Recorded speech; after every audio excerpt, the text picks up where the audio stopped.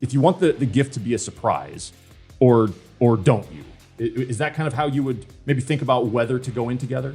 Usually, if you want to know the majority of the time how it works, they do come in as a couple. Okay. And I think it's okay to just say, these are the 5 rings that I love. I would be happy with any of them. And then you leave the proposer with the element of some surprise.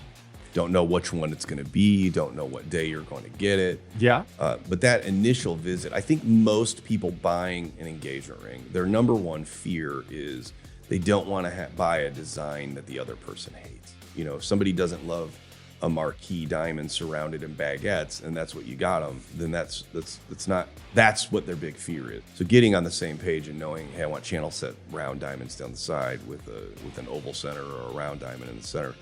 That's exactly what that conversation is for. And it also allows us, when you're both in the store, to get the finger size, to know what metal you like. The finger size really can be the sneaky thing.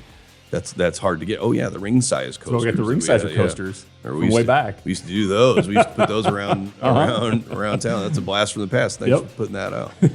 But this was a great idea, and a lot of times people would bring this in from the bar or restaurant that they saw it at, and they would say, she's a 5.5.